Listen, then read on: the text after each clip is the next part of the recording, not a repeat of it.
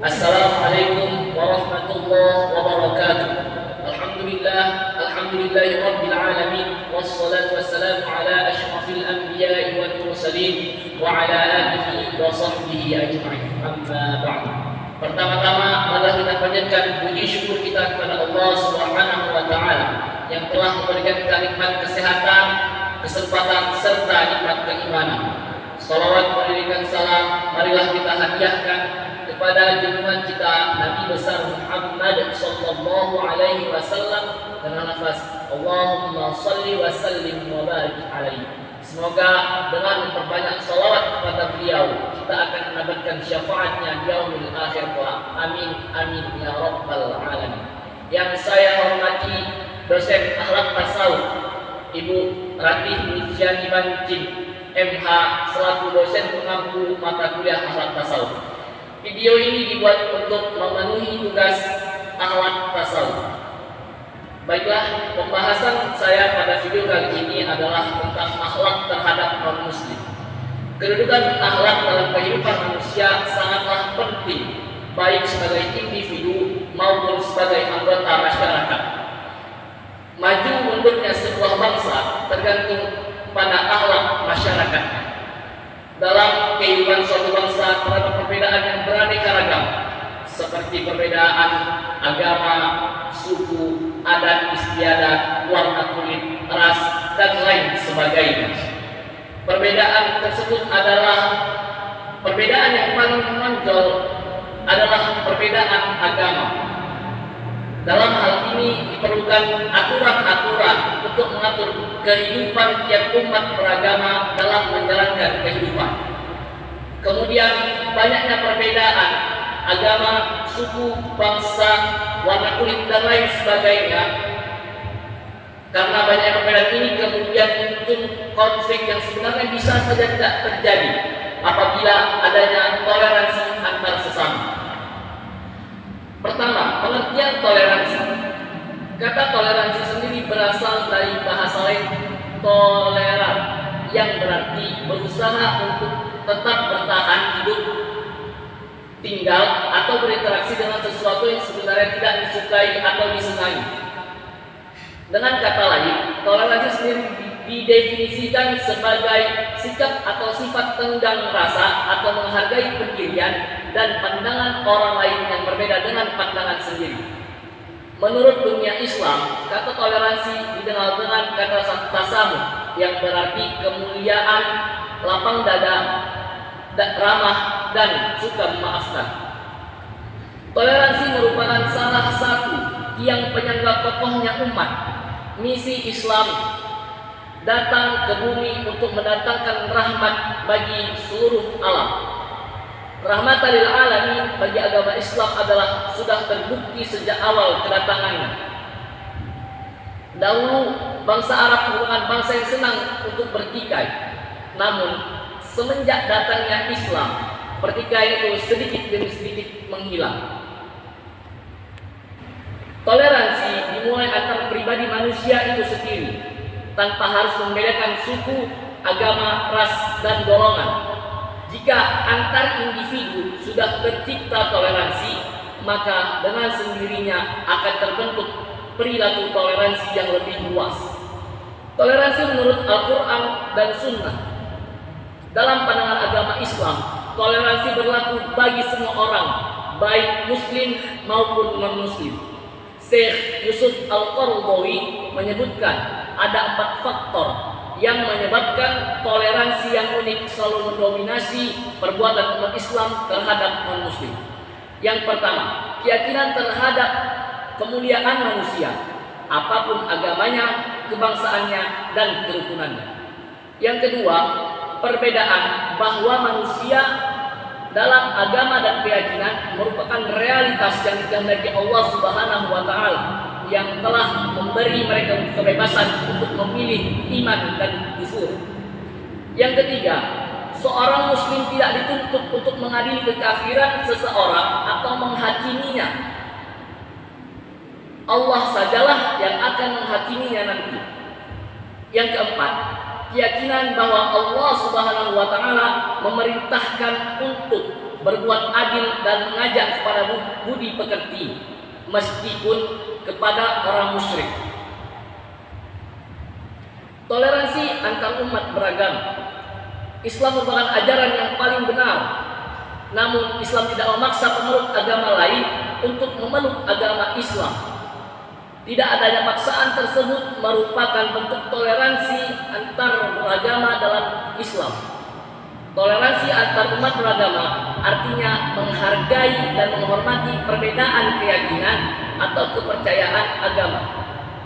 Bagi seorang muslim, adanya toleransi antar umat beragama bukan berarti boleh mengikuti ritual ibadah non-muslim, apalagi sampai mengikuti ajarannya. Toleransi antar umat beragama hanya untuk penghargaan terhadap perbedaan agama dan keyakinan.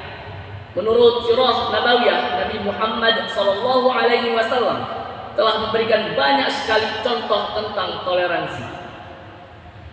Nabi Muhammad SAW disebutkan dalam sebuah riwayat memberi makan seorang Yahudi miskin setiap hari dengan terus menghargai keyakinannya dan tanpa memaksakan agama Islam baginya. Dalam riwayat yang lain disebutkan bahwa suatu ketika ada jenazah orang Yahudi melintas di sebelah Rasulullah SAW dan para sahabat. Seketika Rasulullah SAW berhenti dan berdiri. Kemudian salah seorang sahabat berkata, "Kenapa engkau berhenti ya Rasulullah? Padahal itu adalah jenazah orang Yahudi."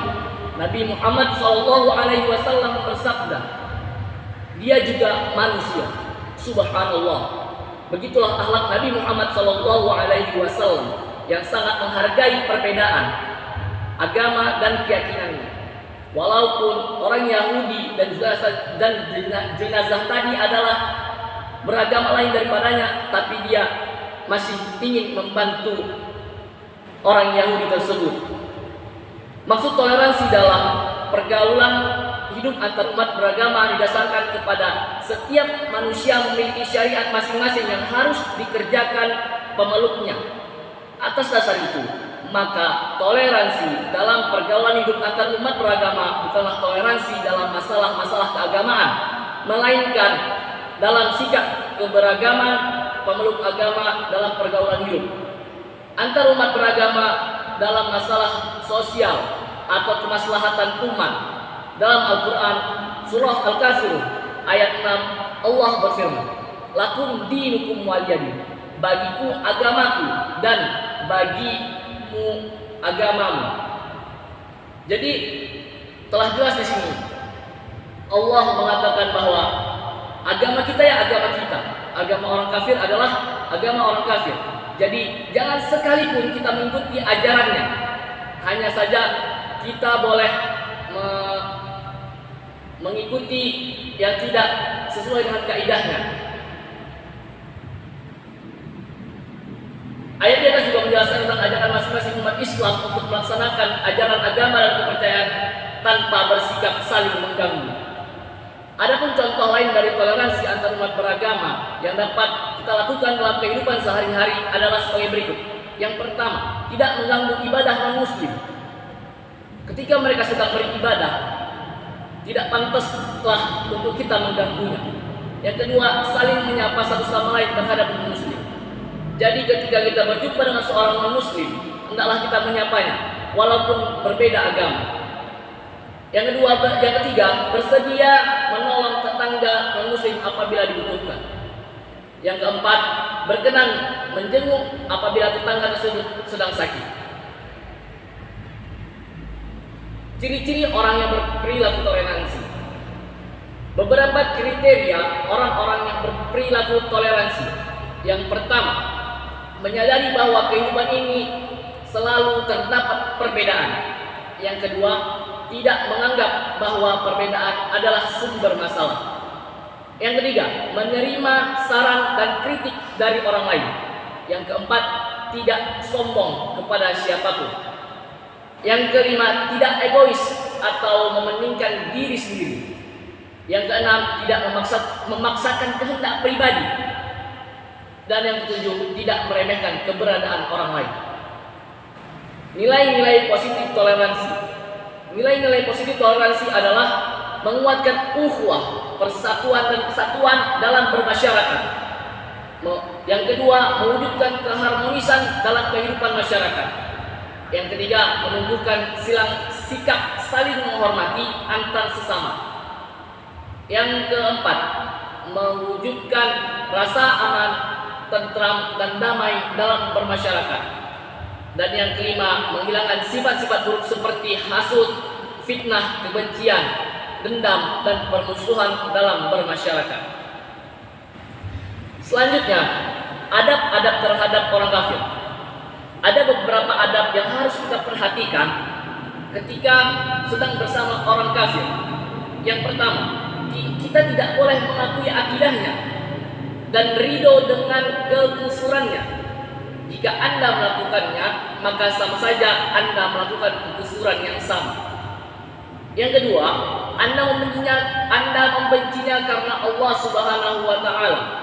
Anda membenci kekufuran yang ada pada dirinya.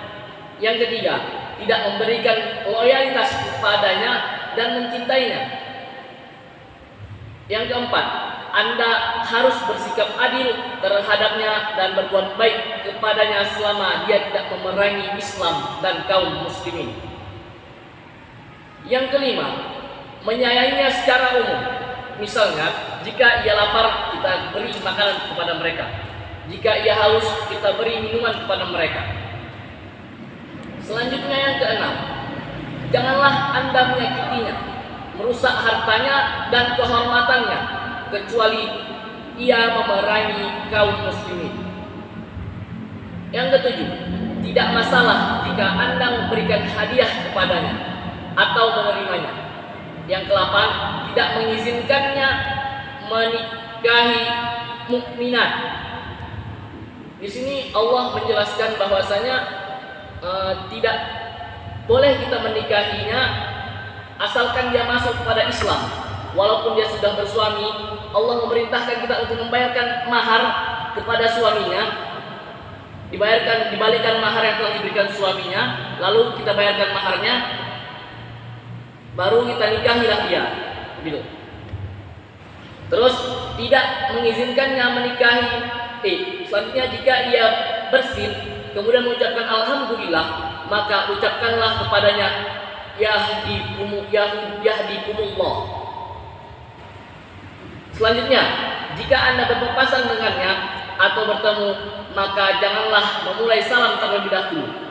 Biarlah dia yang memberi salam terlebih dahulu. Jika ia memberi salam, maka ucapkanlah kepadanya wa'alaikum. Selanjutnya, jika bertemu di jalan, maka sesakkanlah dia ke jalan yang paling sempit. Dan yang terakhir, jangan meniru-menirunya. Jika ia mencukur jenggotnya, janganlah Anda mencukur jenggotnya. Jika ia memanjangkan kumisnya, jangan memanjangkan kumisnya. Karena dalam sebuah riwayat Rasulullah SAW bersabda, barang siapa yang menyerupai suatu kaum, maka ia termasuk kaum tersebut. Mungkin inilah yang dapat saya sampaikan tentang masalah toleransi dan akhlak terhadap muslim. Sekian, terima kasih. Assalamualaikum warahmatullahi wabarakatuh. Waalaikumsalam warahmatullahi wabarakatuh. Ya, perkenalkan, nama saya Adair Bakhtiar Nasution. Di sini saya akan menyampaikan materi sebagai memenuhi tugas akhlak tasawuf.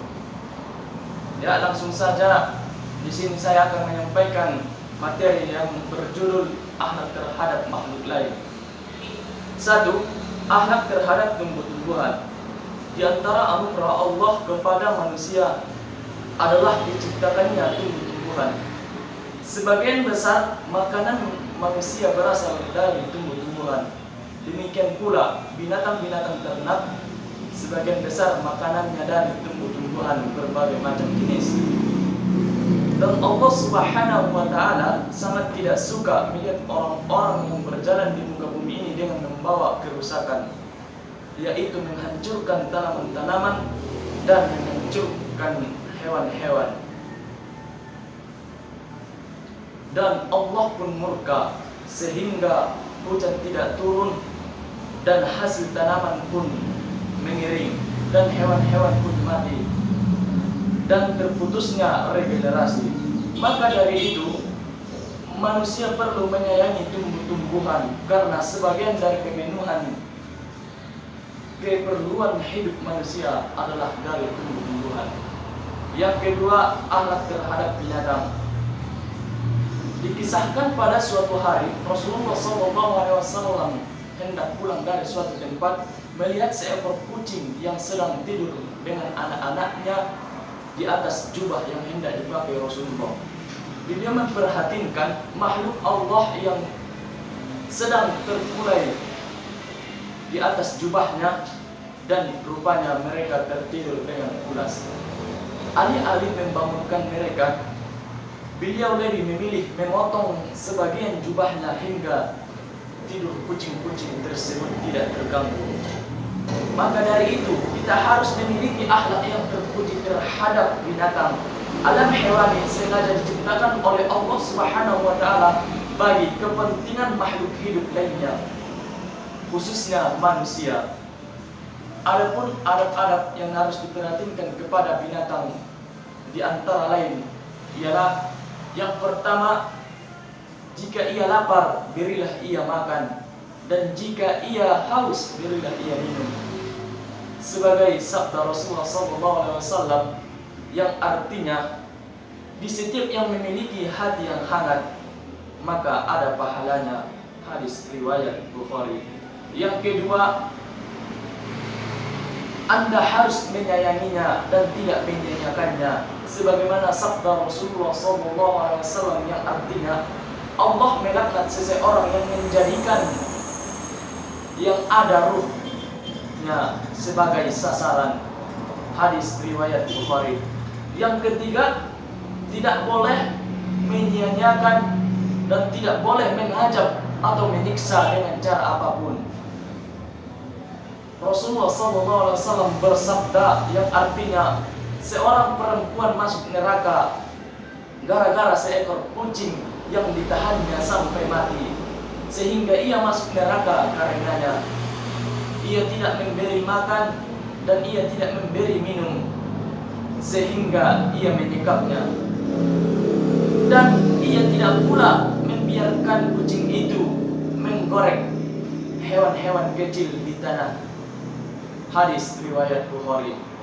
Dan yang ketiga, akhlak terhadap makhluk gaib.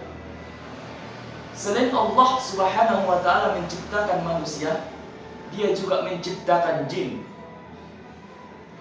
Jin merupakan makhluk gaib yang harus kita imani. Perlu kita ketahui bahwa selain ada jin yang taat dan patuh kepada Allah Subhanahu wa Ta'ala, ada juga jin yang tidak patuh dan taat kepada Allah Subhanahu wa Ta'ala. Di antaranya iblis dan setan. Iblis dan syaitan adalah makhluk Allah Subhanahu wa Ta'ala yang sejenis dari jin, yang diciptakan dari api yang sangat panas, jauh diciptakannya dari Nabi Adam alaihissalam. Oleh karena itu, cara menyikapinya adanya jin, iblis dan syaitan antara lain sebagai berikut. Yang pertama, jangan menuruti langkah-langkah syaitan. Yang kedua, tidak terganggu dan tidak terjebak dalam kehidupan syaitan.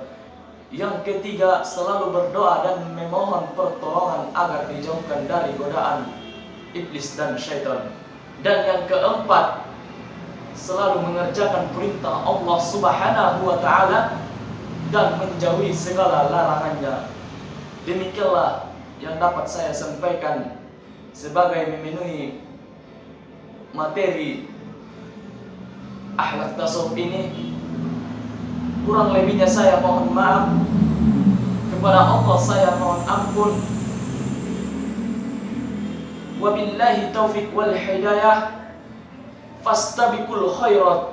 Assalamualaikum warahmatullahi wabarakatuh. Halo teman-teman, perkenalkan nama saya Krismayanti. Saya dari kelompok 5 Akhlak dan Tasawuf. Jadi teman-teman, di sini saya akan menjelaskan mengenai akhlak terhadap lingkungan. Jadi, akhlak terhadap lingkungan itu adalah menjalin dan mengembangkan hubungan yang harmonis dengan alam sekitar. Agama Islam adalah rahmat Allah Subhanahu wa Ta'ala yang diciptakan bukan hanya untuk manusia saja, tapi juga untuk makhluk selain manusia, yaitu alam dan lingkungan hidup. Kekayaan yang berlimpah diberikan oleh Allah Subhanahu wa Ta'ala untuk digunakan oleh manusia dengan cara mengambil dan memberi manfaat, dan serta melarang segala perbuatan yang merusaknya. Allah Subhanahu wa Ta'ala berfirman dalam Al-Quran surah Al-Qasas yang ayat 77, yang artinya, dan carilah pahala negeri akhirat dengan apa yang telah dianugerahkan Allah kepadamu, dan berbuat baiklah kepada orang lain sebagaimana Allah telah berbuat baik kepadamu. Dan janganlah kamu berbuat kerusakan di bumi, sungguhnya Allah tidak menyukai orang-orang yang membuat kerusakan. Alam dan lingkungan yang terkelola dengan baik akan memberikan manfaat yang baik kepada kita. Begitu juga sebaliknya. Alam yang hanya diambil manfaatnya justru akan memberikan malapetaka bagi kita. Kita dapat menyaksikan dan jelas bagaimana akibat dari akhlak yang buruk terhadap lingkungan. Seperti hutan yang dieksploitasi secara terus-menerus akan memberikan dampak yang buruk kepada kita berupa kebakaran hutan yang akan merusak hutan dan habitat yang ada di dalamnya. Akhlak terhadap lingkungan dapat diwujudkan dengan bentuk perbuatan, yaitu dengan menjaga keserasian dan kelestarian lingkungan hidup dan sekitarnya. Teman, kita harus menjaga alam sekitar akan memberikan manfaat yang baik kepada kita dan bukan memberikan dampak yang buruk kepada kita. Sekian yang dapat saya sampaikan. Assalamualaikum warahmatullahi wabarakatuh.